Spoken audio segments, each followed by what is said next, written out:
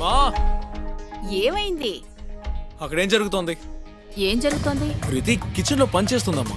అవును, నాకు తెలుసు. దానికేమైంది? ఏమైందంటే అమ్మా రితి ప్రెగ్నెంట్. అయ్యో, నాకు తెలుసయ్యా బాబు. నేను తనకి ఎన్నోసార్లు చెప్పాను, ఇలాంటి పనులేమి చెయ్యకు, ఆరోగ్యం జాగ్రత్త అని. కానీ తనేమంటుందంటే ఇంటి పనులు చేస్తే నాకు సంతోషం అంటోంది. మరి నేనేం చేయను? నా మాటే వినడం లేదు. కానీ అమ్మా తనని చూసుకోవాల్సిన బాధ్యత నీదే కదా. వరుణ్, నువ్వు చెప్పేది నాకు అర్థమవుతోంది.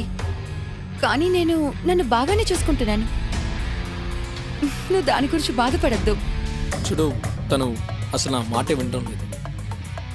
నువ్వే తనకి చెప్పు. రితి, వరుణ్ చెప్పేది నిజమే. ఇక మీద నువ్వు ఇంటి పనులు చేయాల్సిన అవసరం లేదు. నువ్వు నిన్ను బేబీని బాగా చూసుకో. మిగతా పనులను చేయడానికి అమ్మ ఉన్నారు కదా, అమ్మ అంతా చూసుకుంటారు. సరేనా? సరే. ఇప్పుడు వింటుంది.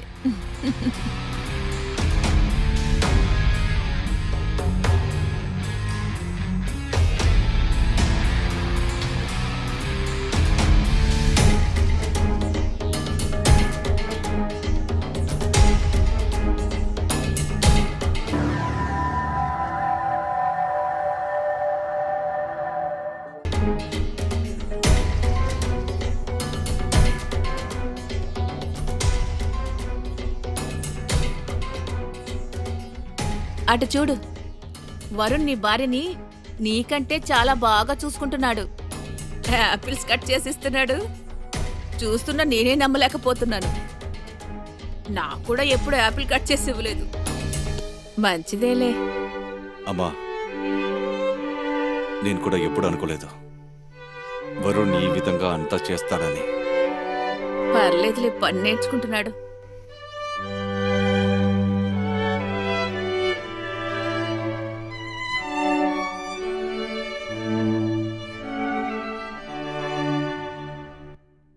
సాగర్, ఉమ్, నేను కొన్ని రోజులుగా నిన్ను గమనిస్తున్నాను.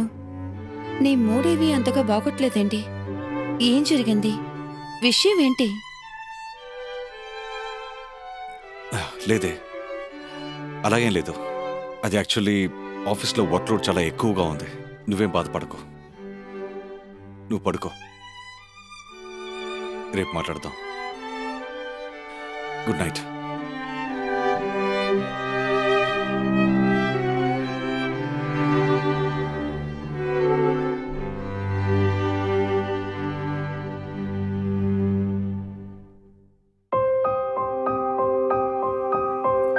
సాగర్, రా కూర్చో.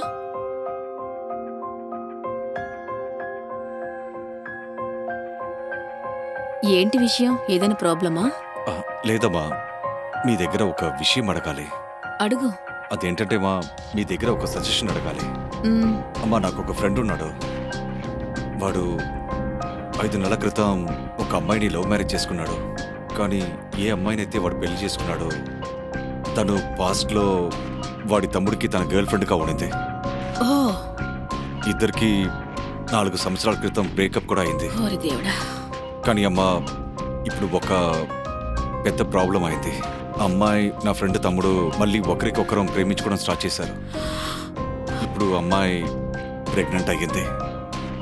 ఇప్పుడు నా ఫ్రెండ్కి డౌట్ ఏంటంటే అమ్మాయి కడుపులో పెరుగుతున్న బేబీ వాడిది కాదు, అతని తమ్ముడిదని. ఓరి దేవుడా, ఇది చాలా ప్రాబ్లమేటిక్ విషయం.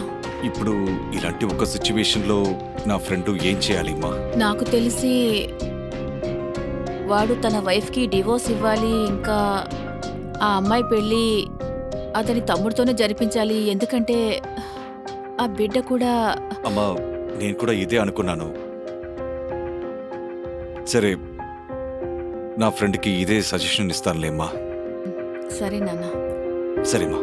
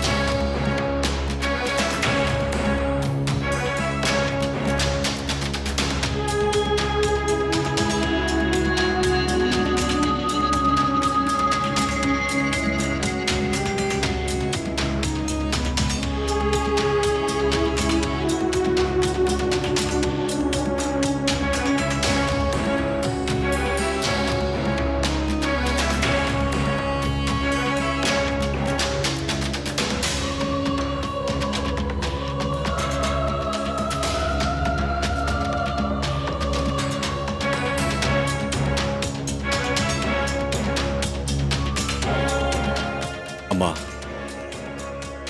నేను తీసుకున్న ఈ నిర్ణయానికి మీరు చాలా బాధపడతారని నాకు తెలుసు. కానీ నాకు ఇదే సరైన దారి అనిపించింది. నాకు నమ్మకం ఉంది, వరుణ్ రితిని చాలా ఎక్కువగానే ప్రేమిస్తున్నాడు. ఇక నేను కూడా రితిని తక్కువగా ప్రేమించలేదు. కానీ నేను నా ప్రేమని వరుణ్ కోసం సాక్రిఫైస్ చేయగలను. కానీ అలా చేసిన తర్వాత నేను బ్రతకలేనమ్మా. ఒకవేళ నేను వాళ్ళ జీవితం నుండి వెళ్ళిపోవడమే మంచిదనుకుంటా. ఐఎమ్ సారీ అమ్మా. మీ సాగర్.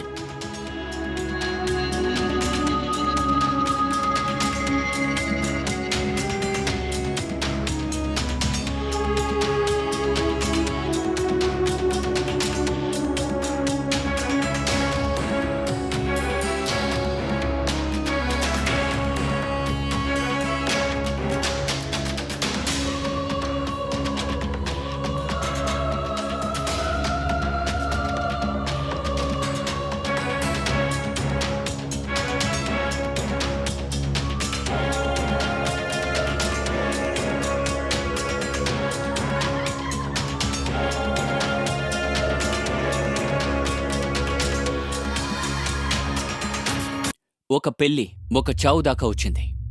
కానీ ఈ చావుకి ఎవరు బాధ్యత? రితియా?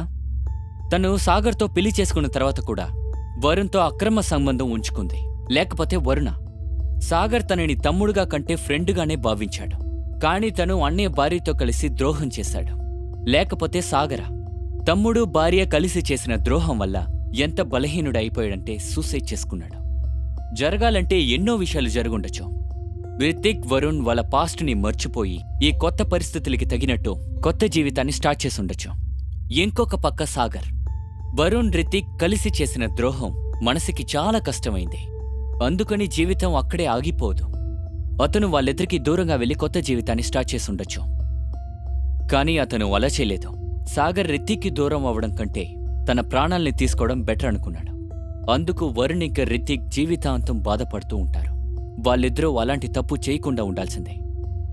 ఒకవేళ వాళ్ళు వాళ్ళ జీవితంలో జరిగిన కొత్త పరిస్థితిని అర్థం చేసుకుని జీవించుంటే ఇవాళ సాగర్ ప్రాణాలతో ఉండేవాడు.